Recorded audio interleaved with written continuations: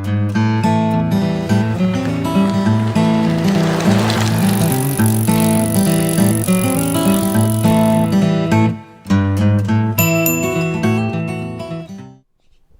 up, guys? Welcome to episode 69. 69 of Convos in the Pedicab. We got the head MMA coach at 10th Planet Austin, Cody Hofstatter, joining me. It's been a long time coming.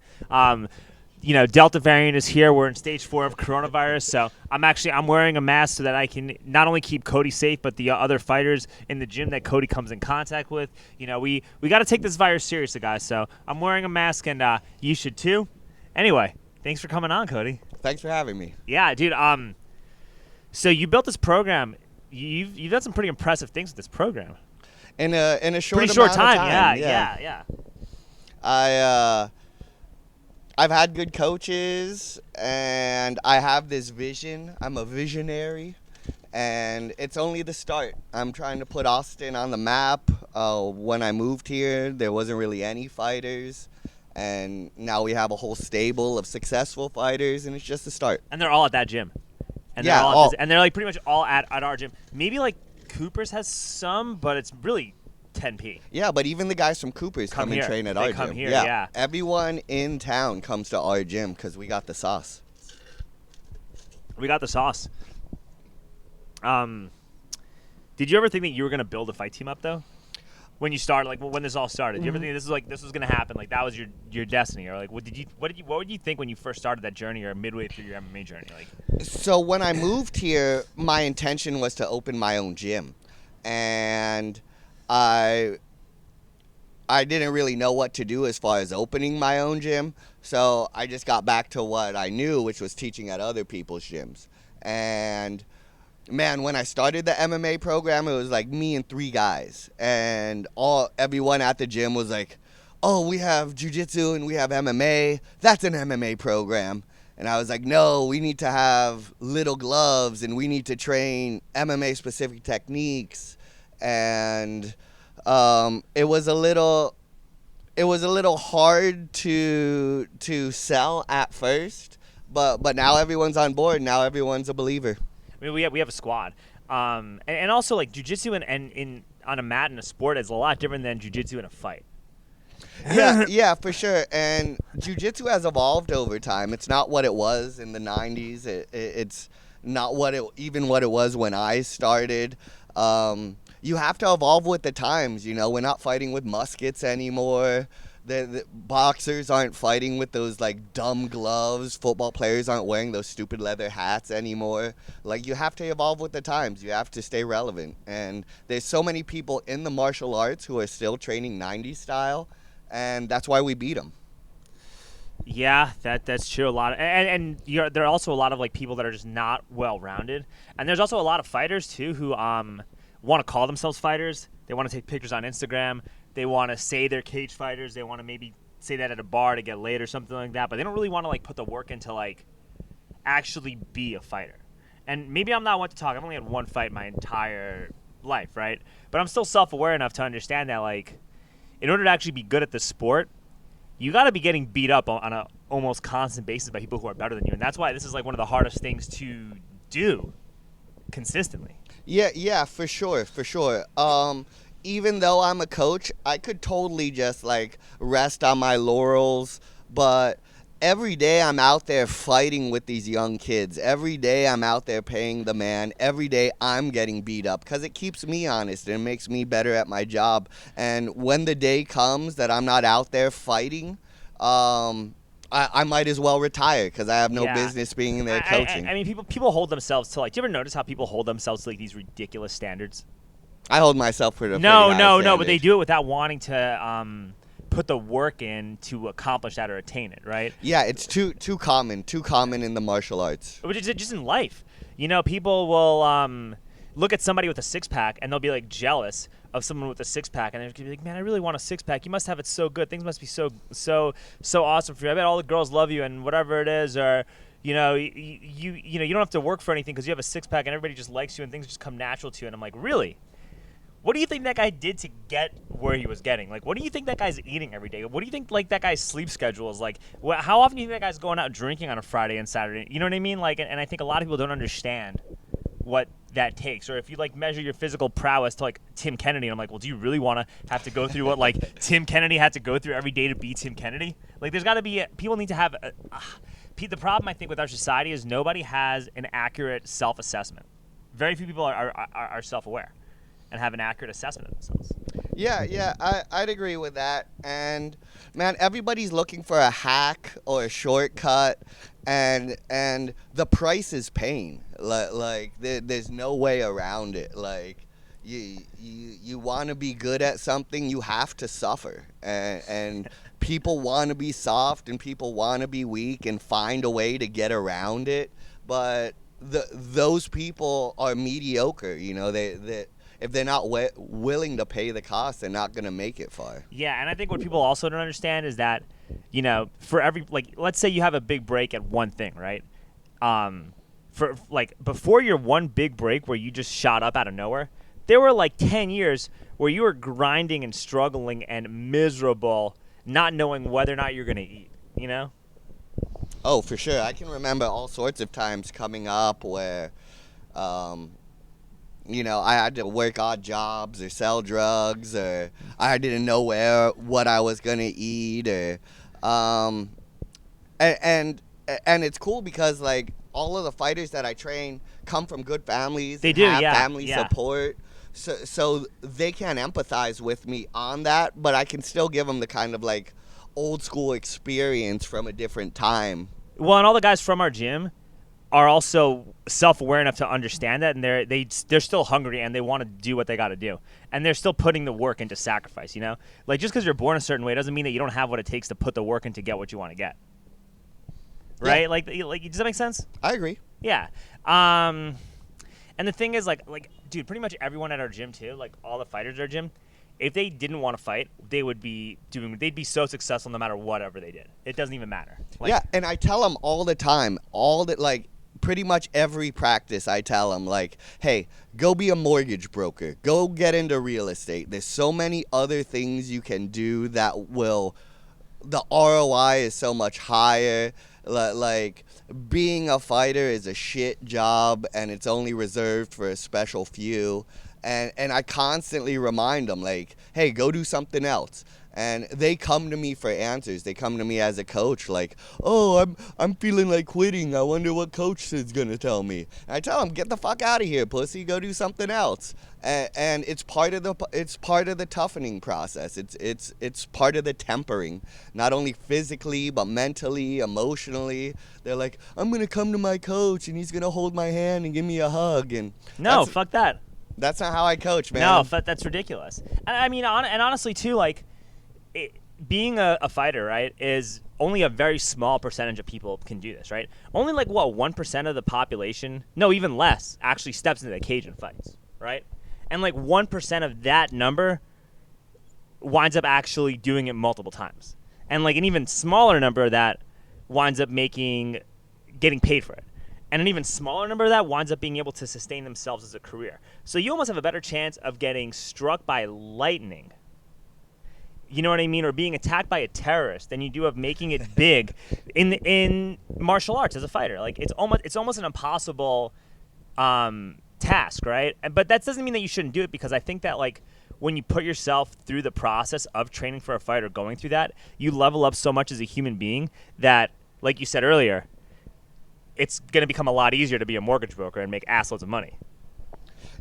Yeah, for sure. And about what you said about, like, only 1% of people become fighters, like, that's not all the people I train. All of my fighters from the beginning I put into the head the mission is to be a prize fighter. The mission is to get in, get belts, make millions, and get out with your health and have a high quality of life, and not just be a journeyman and not just be another, you know, sad story, not another CTE case or whatever. Like, from the beginning, my guys know what they're shooting for, and that's excellence. That's being a millionaire. That's achieving their dreams. And it's in something, right? Like you gotta, like, my attitude is this, right?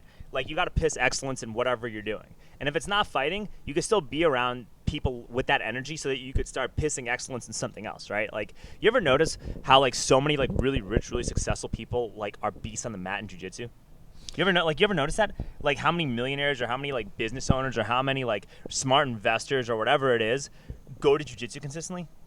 Yeah, the way you do anything is the way you do everything. Everything small affects everything large. And if you're successful in one thing, you're not going to be mediocre in another. Like once you've tasted success, once you've tasted excellence, to do something else average, it doesn't hit the same way. No, and it's weird, right? Like, you got to have purpose, right? My attitude is this, right? I think, like, the purpose of life is to have purpose in life. Does that make sense? Yeah. Like, and purpose is multifaceted, right? So, like, and I was talking to Aiden about this, like, in the gym earlier, right? And it's like, okay, let's say you have the choice between making a lot of money doing something that you don't really like versus making a little bit of money doing something that you love. What are you going to choose? Yeah, and he totally chose make a lot of money. But I love that guy, But well, man. there's a difference, though, right? But then it adds to it, okay? So what if you have a family and you have kids and you love your kids and you love your family and you love providing a life for your kids over doing something that you like? Then your priorities start changing. That's tricky, though, because some of the worst things you can do for your kids is live a life you don't want to live for them. You're setting a bad example. Like, if I had kids, I would rather them see me fail valiantly chasing my dreams than live a mediocre life so they could be comfortable.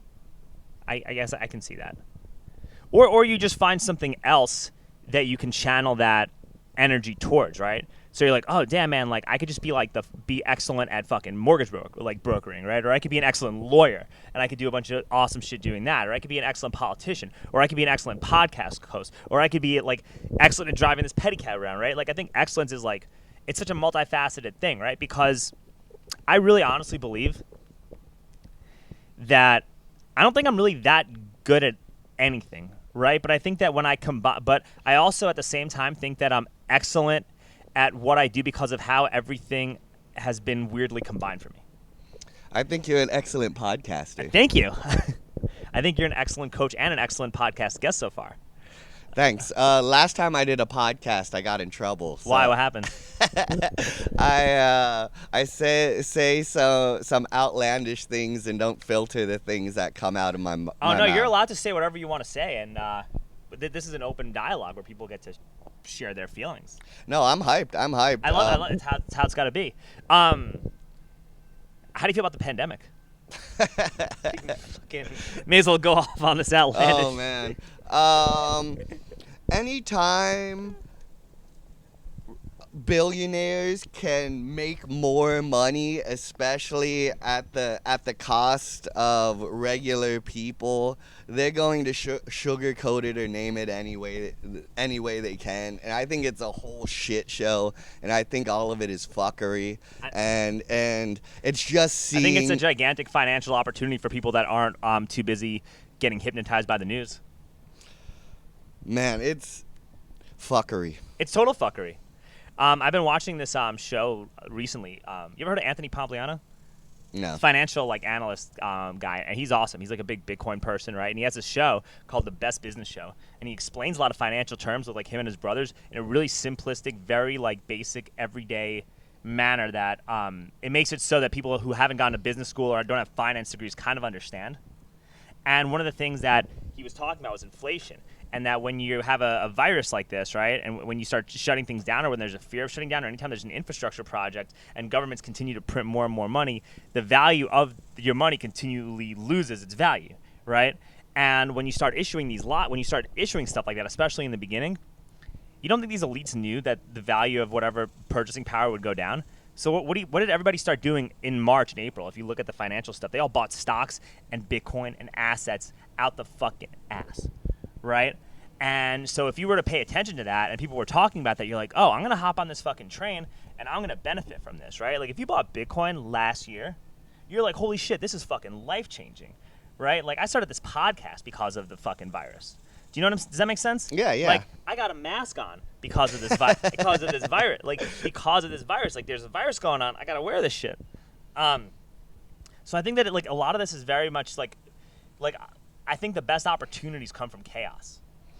And like, I don't fear death. Like fighting with my students and training the way I train, I confront death on a daily basis. So for somebody telling me like, you're gonna die, you're gonna kill someone, your family, your loved ones are gonna die. Everybody dies. Like there's no way around it. That you're not gonna control me with the fear of death. This is a symptom in our culture, right? In that and it is a symptom in our culture, illustrating how few people have ever really faced real adversity.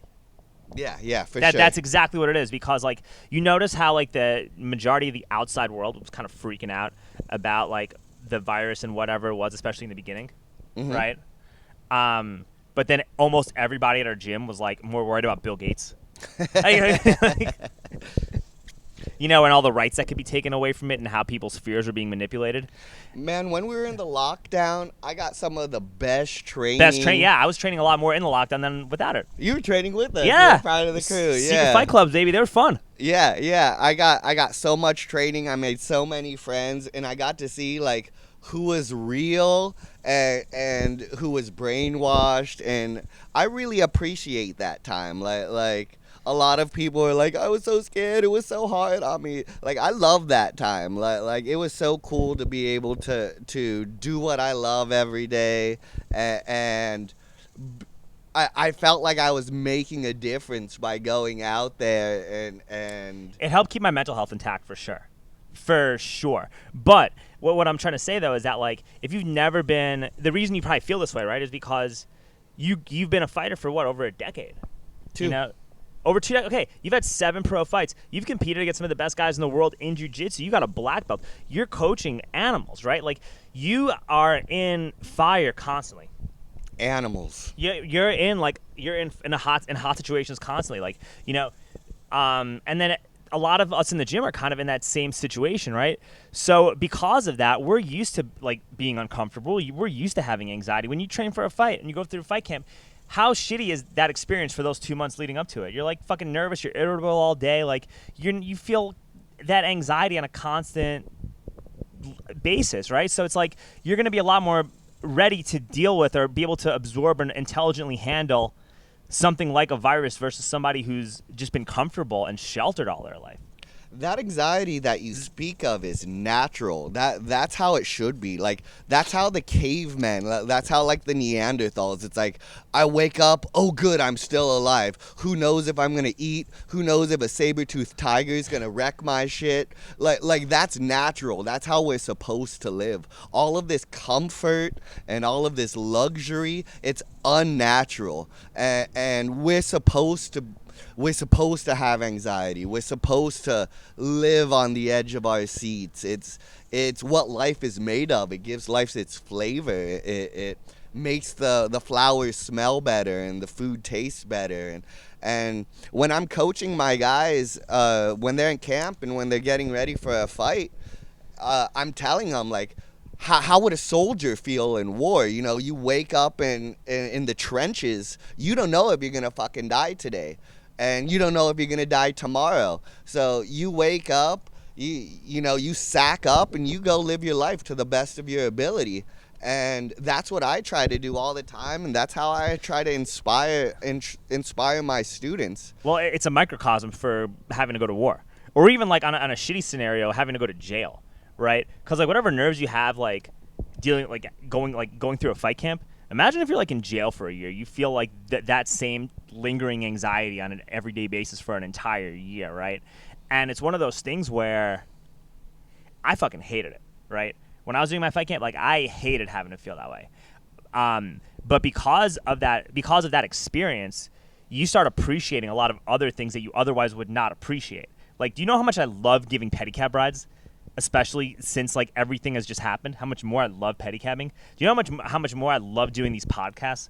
You know what I mean? Like, do you know how much fun I have going on stage and singing my rap songs? Like, I started doing open mics for stand-up comedy. You got people, I've done improv before. People were like freaking out and they were scared because of their show. You think I ever gave a fuck about doing an improv show? after having to like train for a fight. Do you know what I mean? Like it shifts your paradigm. For sure, for sure. I miss that feeling. Like I miss those nerves. I miss feeling alive. Um, Man, sometimes before really hard training You sessions, get that I same nerve. feel Yeah, it, I feel it. Yeah. and I love it. Like it, you need that. Like if you're not feeling that, if you're just like comfortable all the time, you're not living your life. That's actually that's a good point. I think that's got to be a message that people need to understand, and I think it'll help with like our struggle with mental illness, because people think that if you feel these feelings, right, that something's wrong with you, and maybe that's just you being a human being, and you should just embrace and be happy that these are the feelings that you get to feel every day. Yeah, yeah, for sure. I think it's just institutionalizing people and programming people, and you don't want people to be able to live in extremes, or be able to accomplish what they want to do in spite of fear. I talk to my guys all the time about the difference between the coward and the hero.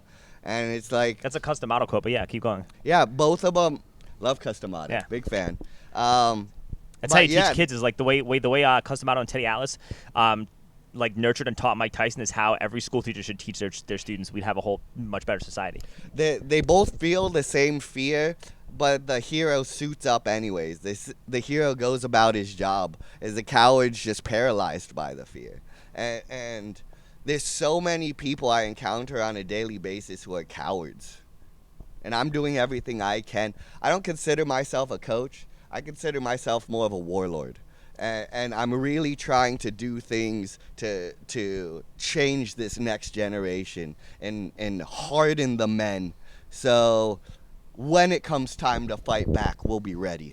Which I think things are going pretty crazy. So I think regardless of whether you want to be a cage fighter or not, I think training like this is an important thing to have, because there's so much instability in the world right now that you just want to be ready for whatever comes at you, right?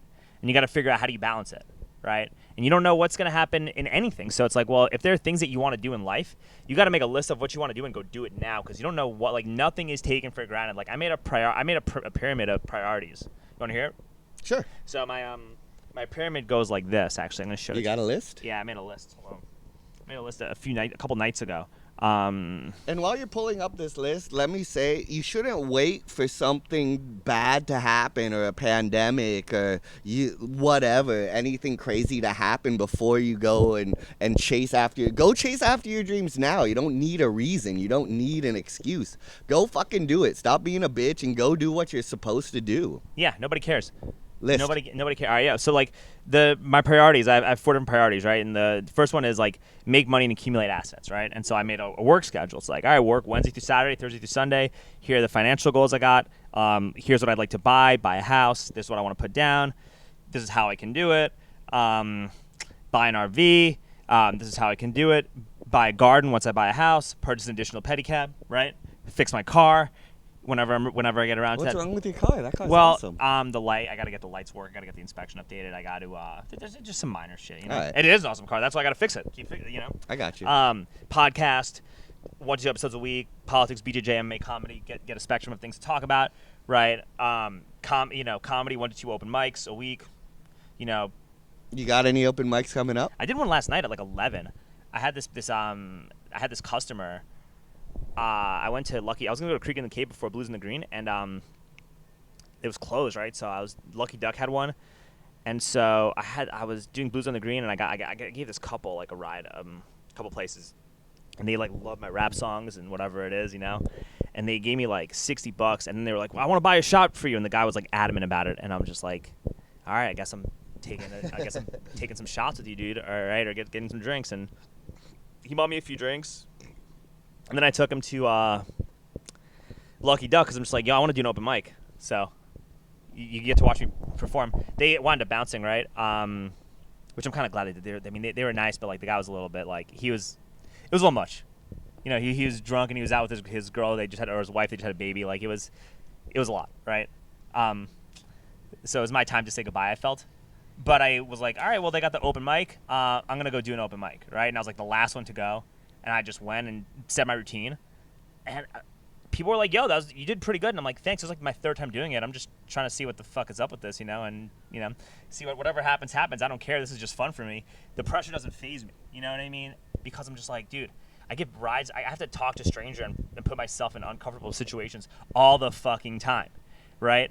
I'm wearing this mask all day talking to people, and I'm like, yo, get in. I'm like, yo, get in. We're fighting socialism.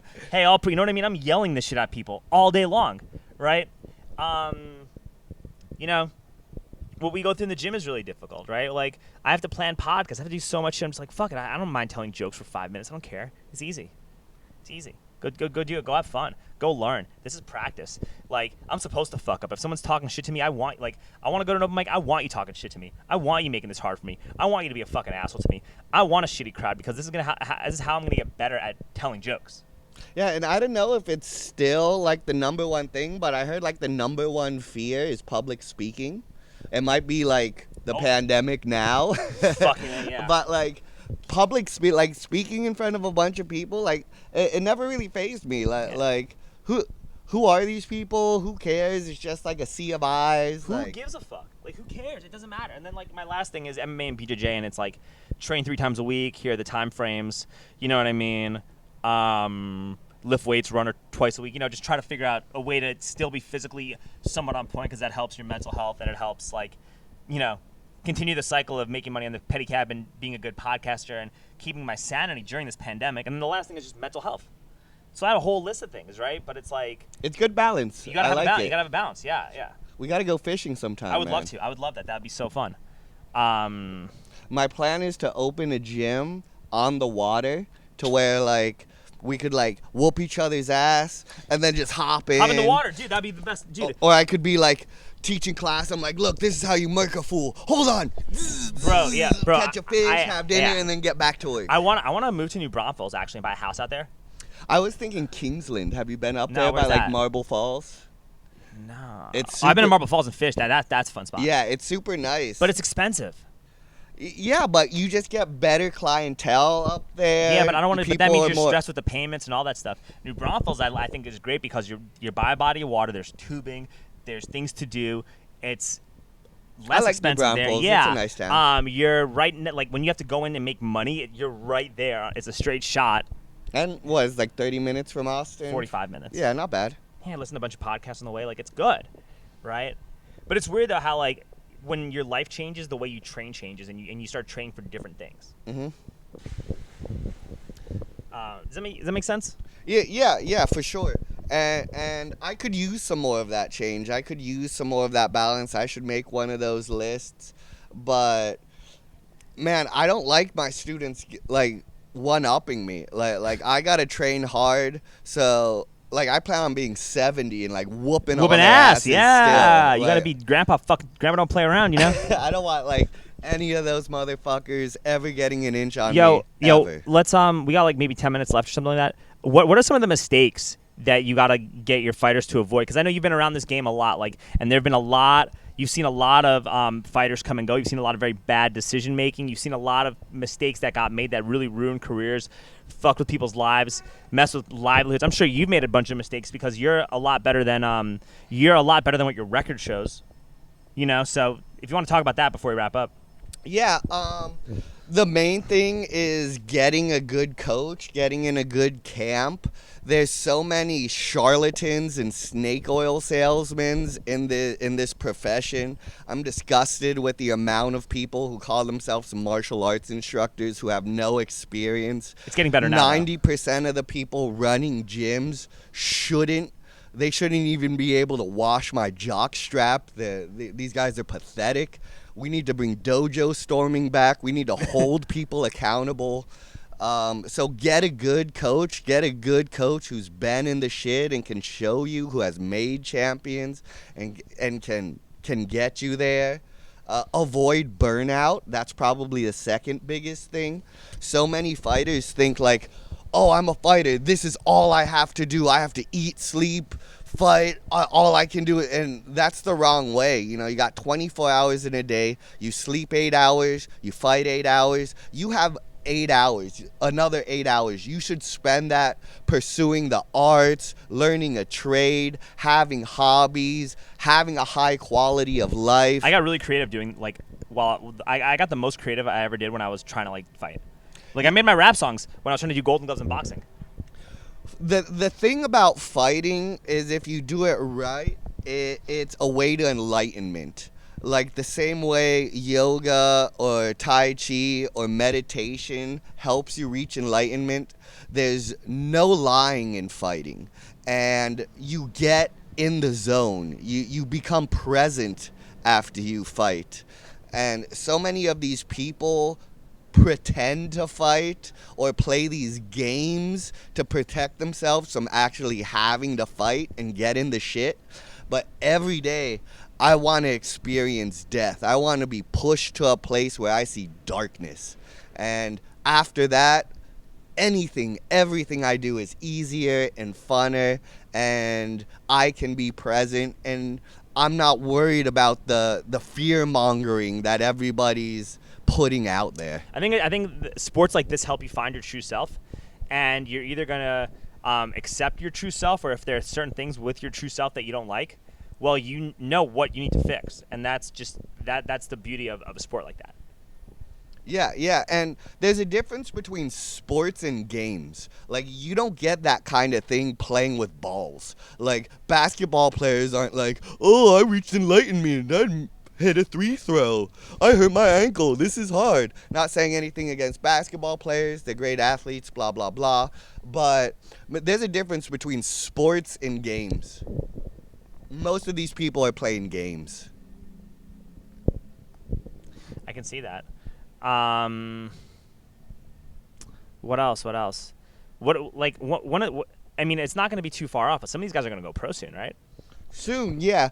I really think people go pro too fast, and I'm setting my amateurs up so that when they go pro, they're going to hit the pro scene like an explosion, and people are already going to be ducking them, and they have all the sponsors and experience. They have a team behind them that they're ready to go. Christian's doing it smart.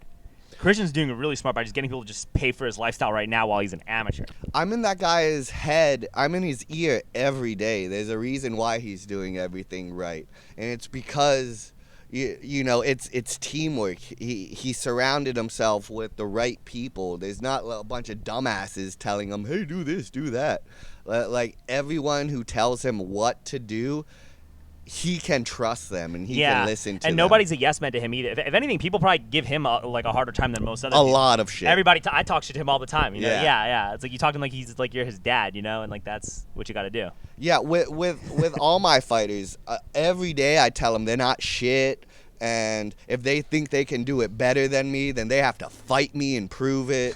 and like, that's what I'm talking about being honest. Like people, like you were talking about, people say they want to be fighters, but they don't want to be fighters. They want to fight for a little while. They want to get a little bit of competency to be able to beat up a civilian. And that's okay too. There's nothing wrong with that. Like, that is okay. If that's all you want to do and that's what your intended purpose is and it helps you get to a certain place in life in which you're happier, there's nothing wrong with that. For sure. But I think that you just have to be honest and just communicate that, right? Like if you're like, hey man, I had a couple of fights, or I fought once and I did well, and as a result of that, I wound up becoming better at public speaking. I wound up becoming better at my job. I wound up being able to add to my repertoire so I can become more marketable in terms of having a career and improving my position in life. There is no shame in that. That is a beautiful thing, and that's okay to tell people that. Yeah, and I like the way you're doing it. Like, you have all of these things, you have all these goals, but you still show up and fight these animals. And you know, you're not trying to be a fighter. You're not trying to go out there and fight again. You see the value in going out there and facing adversity and being courageous and being valiant. And well, I'm doing my best. They're all being nice to me too. You know what I mean? Because they got different goals at this point. But I appreciate that. You're right. But not anybody can benefit from fighting, but not everyone can or should be a fighter. And there's so many guys who show up and fight my prize fighters, fight my champions, and they have jobs and families, and they're better parents and better employees or employers, entrepreneurs, whatever it is that they do. They're better because of it. Because they faced that adversity, because they paid the man, because they faced their fears. And we need to do that. We need to stop being so comfortable. We have to stop normalizing bitchness. Dude, that is so well said. I think we should wrap up on that. That was a beautiful way to wrap up. Anyway, Cody, how do we get in touch with you? You can follow me on Instagram at Cody Hofstatter, just my name. I have a Facebook too, Cody Hofstatter. I love teaching. If anybody ever needs any seminars, oh, yo, or just for the record, workshops. this guy trained at Jackson Wing for years and was an amateur grappling coach, right? Yeah, I coached there for a while. So this is the real deal right here. I mean, the results speak for themselves. Like I'm a man of action, and you see you see the results of my actions. And yeah, anyone need to get a hold of me, slide in these DMs. Slide in. All right, hey, Cody Hofstatter, ladies and gentlemen, thank you so much.